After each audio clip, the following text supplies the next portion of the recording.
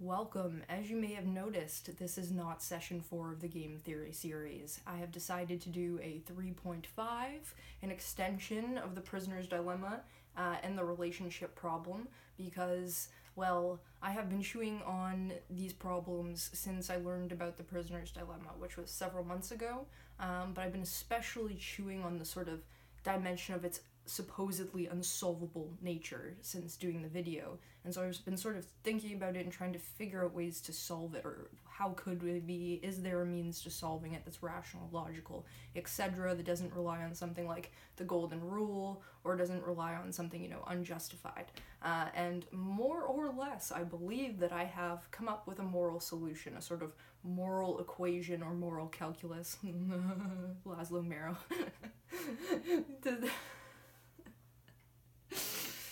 It's not that funny, I just puns. Alright, so my solution hinges on what I believe is a sort of faulty implicit assumption inherent to the prisoner's dilemma, as well as to the relationship problem, which is, namely, that the most rational outcome, so that how to, exit the situation with the most rational advantage, is equal and only equal to the maximal self-interest achieved for yourself. So that is to say that the reason why the prisoner's dilemma seems unsolvable is because you're supposing that the only good or logically justified way out of that problem is by only achieving the maximal self-interest for yourself, which is, again, to get out of that situation with only 1 year in prison.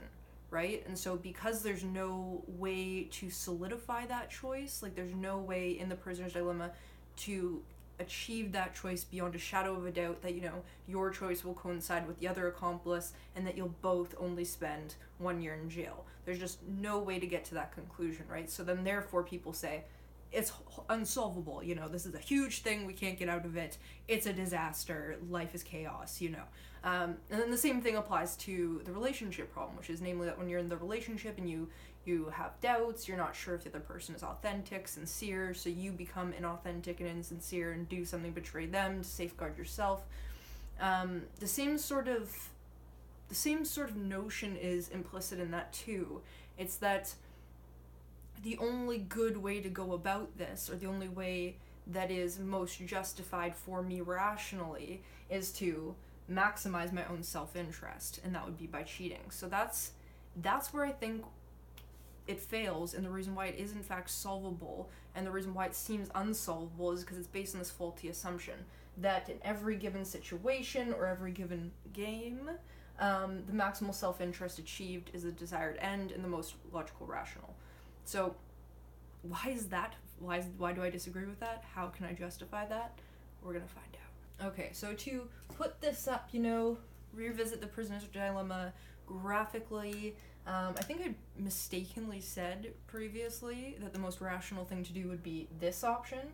That you could argue that, but if we go by the principle that I was just talking about, that the most rational, logical outcome is that which maximizes self-interest, then ideally these would be the ideal situations for each accomplice, right? It would be that each would want to escape with no prison sentence whatsoever, and then of course, like I was thinking, you could also argue that, since you've both done something wrong and you both want to, not sell each other out, you should go for this option. And I think therein is actually contained a part of my argument, right? So the problem of this situation that I see, why that implicit assumption is problematic, is that A1 and A2, accomplice 1 and accomplice 2, aren't just individuated, singular, self-interest beings floating around time and space. No, they're two humans, a part of a larger race of humans, which live in a society which abides by a social contract, right? So the social contract, or dimension of the social contract between people in a society, is that we enact certain principles that sort of serve all of our self-interests in a way that is conducive to all of us, right? So there's a sort of larger scheme of things that we implicitly agree to go about our lives, and one of those things in that social contract is that you don't steal, right? So, like, imagine a world in which there's no law against stealing, everyone steals from someone else. It's basically, Hobbes' freaking wild world in which it's just all of human life is, what was it? Cold, nasty, brutish, and short. No. So we don't steal from people, and the reason why we don't steal from people is because it serves our self-interest, yes, but it also serves the greater picture of all of us. It's not just an individualized thing, it's an individualized thing which is in the name of, like, one for all and all for one, nobody do it, we all benefit, right? So in this situation, the prisoner's dilemma, where we have two thieves, these thieves aren't just isolated entities in this trap. They're entities within a larger, societal context, a larger social contractual context, and the reason they're in this situation to begin with is because they violated one of the dimensions of our social contract, which keeps us, floating about with each other. So, really, what I'm getting at here is that what I think the solution to this problem is that each accomplice confesses and implicates the other. Why do I think this? Because I think in terms of the actual situation, it's not just about what's rational anymore. It's about what's rational in the context of our societal morality as well.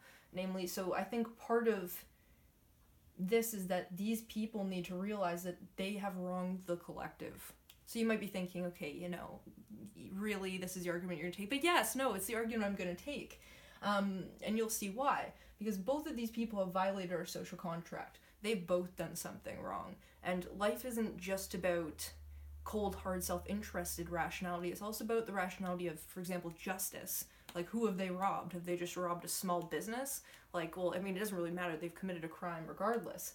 But the point is that what would be right, or what would abide by, a sort of rectification of our social contract would be for, both to confess to what they've done and serve the necessary crime for what they've done. Or, serve the necessary sentence for what they've done. So that's not to one's rational advantage, is it? Well, yes, I do think. I think that the rational self-interest is intimately tied to the societal, social, contractual self-interest as well.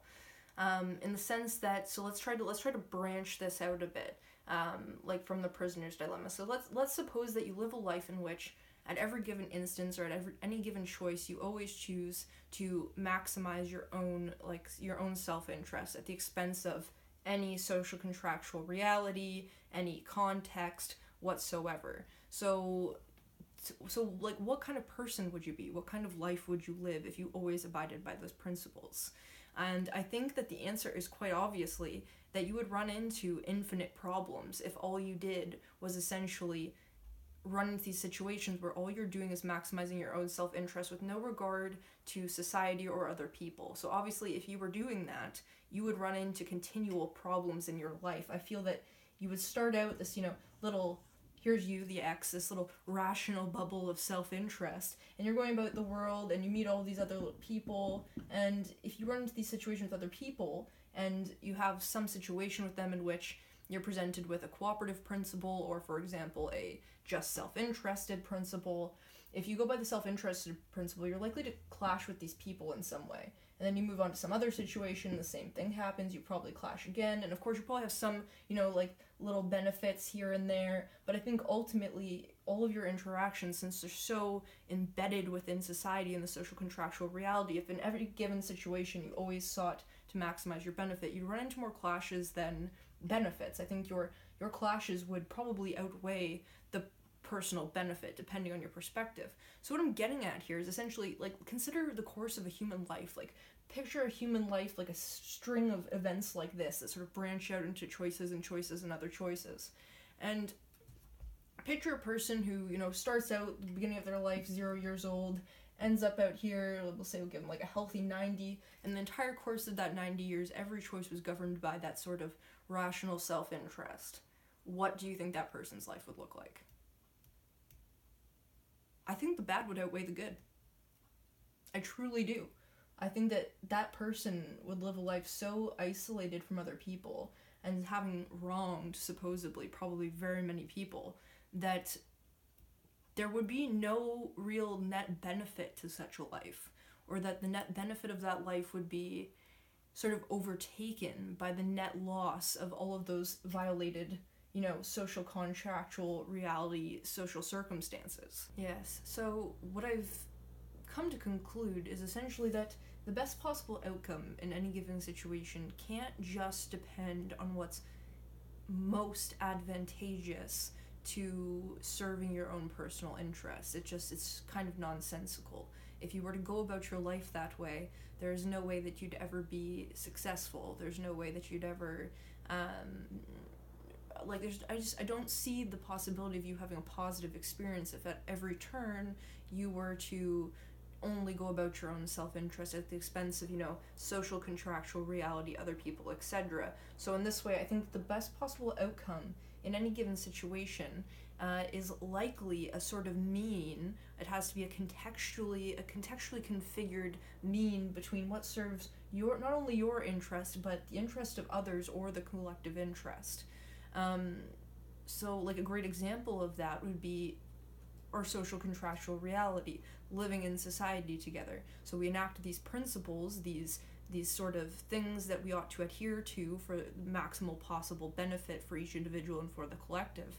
And we do that precisely for that reason. Because if, for example, everyone were to go about murdering everyone else at their own, self-interest, well, I don't like you very much, your presence irritates me and I kill you. Well then, if everyone goes about that, well then we've got a non-functioning society. The same thing goes for theft, for rape, for virtually anything you can imagine that could in some sense serve one person but take away from another. So applying the same logic to the relationship problem, I think we get exactly the same result, which is good for my principle. So I've basically mapped the relationship problem the exact same way that I've mapped the prisoner's dilemma. So here on the exterior, the P stands for person, but on the interior, the P stands for pain. The C is cheat, negation C, don't cheat. So basically, this box here is our option where they both cheat, right? And to some degree, that is the situation in which one suspects the other's cheating, maybe they are, so the other one in turn cheats too, in order to avoid any sort of feeling of loss if they lose that other person, or so that they have this rebound and they think that by doing that, they're fulfilling their maximal rational self-interest, self-advantage by doing that. So the conception is that if they both do it, then they both avoid pain.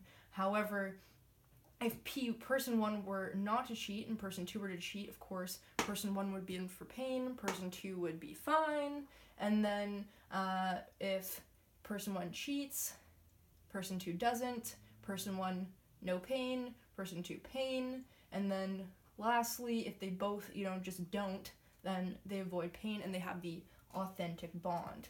So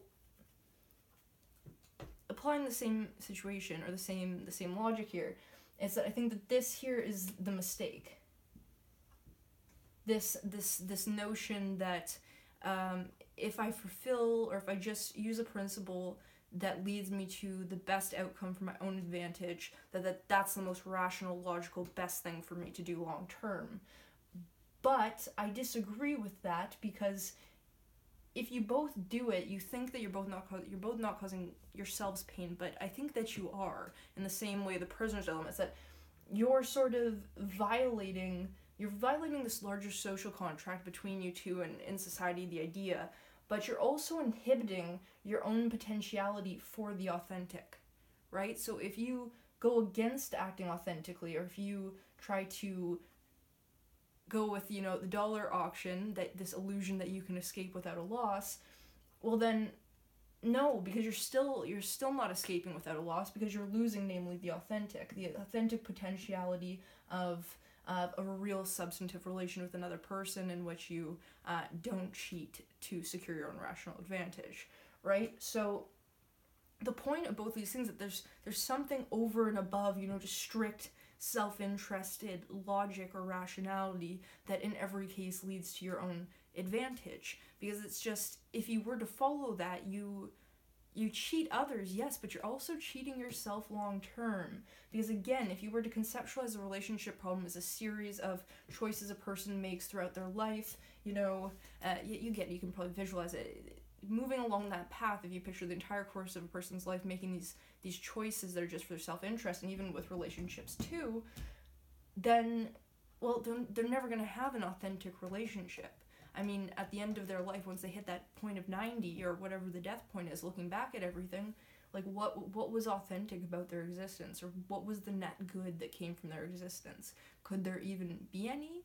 I mean, I think the only situation in which that could be a good outcome to live your entire course of your life that way or by that principle would be really if you're a sociopath and you just have no remorse for anyone or anything and life is only about you. I don't think human beings, like, yes, we can be a little sociopathic to some degree in some circumstances, most of us, but we're not authentically sociopathic, I don't think. I think that we, to some degree, value our social contract, and more or less, I think a lot of people would prefer the authentic bond to the, rational self-advantage cheating bond, because what real good comes from that, unless, you're polyamorous or polygamous?